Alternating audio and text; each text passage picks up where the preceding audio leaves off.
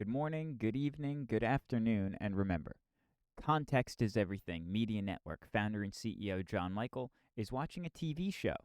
The TV show that I'm watching is Twin Peaks. For the 21st time, I'm watching this show, and maybe the last time. I enjoy this show a lot. What we're doing in this program is not a spoiler, it's a supplement to the show. So you watch the international pilot as I am here.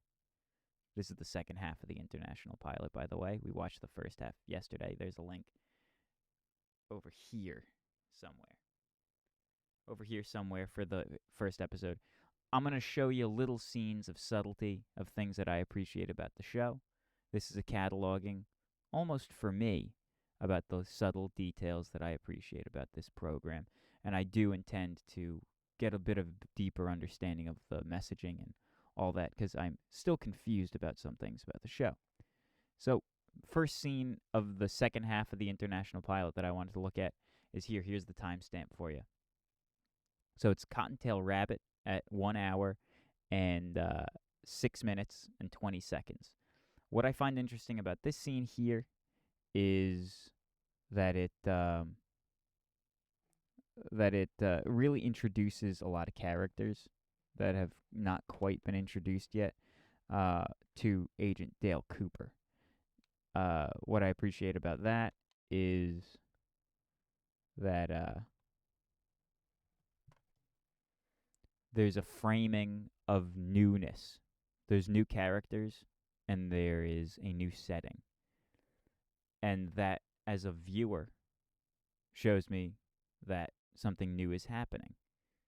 New setting, and this is a unique setting that never is returned to in the entire show. So it gives a little bit of an interesting detail. It's kind of dynamic. Lots of intros here, new spaces, introductions. Here we have green, yellow, red. The first time that we see a traffic light in the show. It's a theme that goes on through seasons 1, 2, and 3. I don't really understand it, so I note the first moment of the traffic lights here.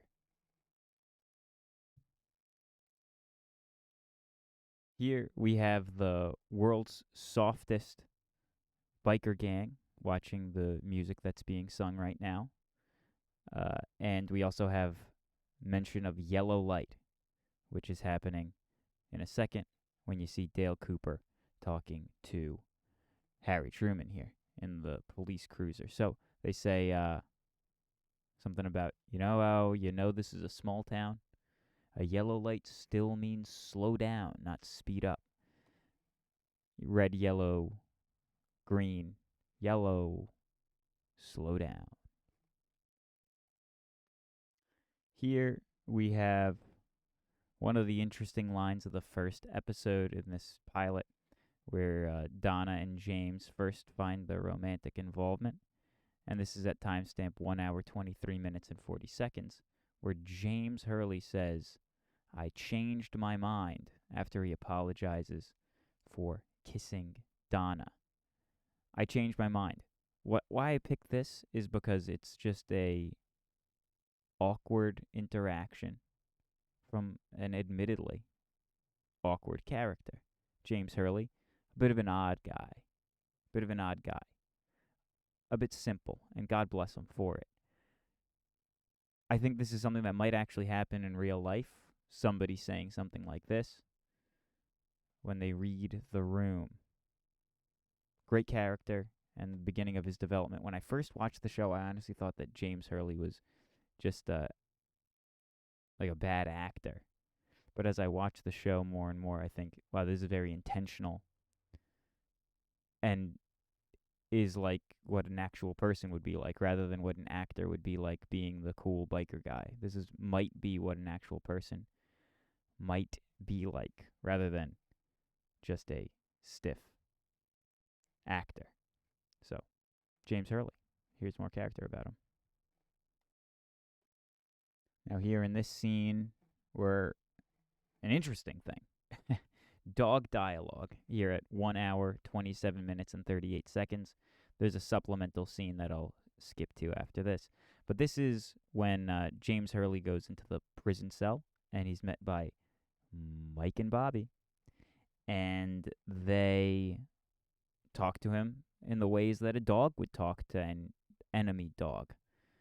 Very few words, snarling, and he's timid and bashful, like a scared dog, as you could tell by that image there. I think it's great. Definitely upon a first viewing, I thought, what am I watching? Now, here, just something about good writing. As I see it, this is just a scene of Dr. Hayward being a good parent. So the quote is, sounds like good parenting to me. 1 hour, 28 minutes, and 15 seconds. You can see Donna is expecting to be scolded, and he does a very good job of bridging the gap of being scolded and being uh, loving and fatherly. And I think, obviously it's a show, but it seems really wholesome, and it's stuck out to me. So here it is. Back to dog dialogue. Here's the second timestamp, and you can just see the fellas barking like dogs. Uh, there they are barking like dogs and being kind of scared like a dog.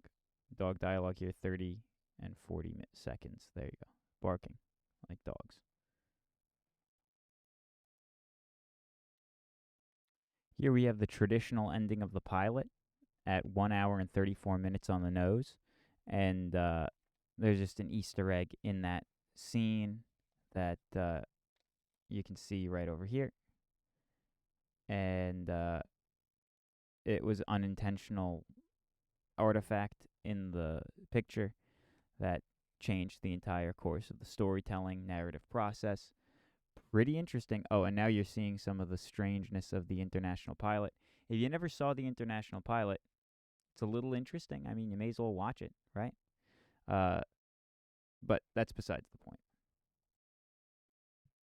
Now, here we have an artifact from the international pilot when the one-armed man calls at 1 hour, 36 minutes, and 51 seconds. It's interesting because you're getting a tidbit of something that happens later on in the show. Not really too important, but it's something that happens later on in the show in like a flashback. And so you're kind of just seeing what is almost treated as a dream sequence for Dale Cooper as things move forward. But this is just a little bit greater context to the mystery and strangeness in the world of Twin Peaks. Now, I acknowledge the lighting isn't great in this space, and I'll try to fix it. Here, another artifact from the international pilot that shows up later in the show, but isn't very much of consequence, just an interesting detail. 1 hour, 40 minutes, and 9 seconds, you see the Cooper and the sheriff and the deputy at the hospital talking to Mike. This does appear later in the traditional series as a flashback dream sort of thing. So there's that. And it's just a little Easter egg from the pilot. And finally, in the international pilot, it's interesting to watch, especially if you've seen the show already. If you haven't seen the show already, it's super strange. This is Bob's Lair at 1 hour, 44 minutes, and 44 seconds. You get to know this character pretty early in the show. Pretty much right out the gate, they do show him.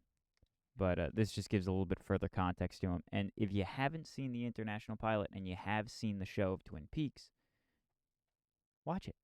Why not? Watch it in 2 sessions, though. I did find it much more enjoyable having watched the first half yesterday and the second half today, because the middle gets a little bit drowsy. Because as I said, if you have trouble sleeping, Twin Peaks might be for you.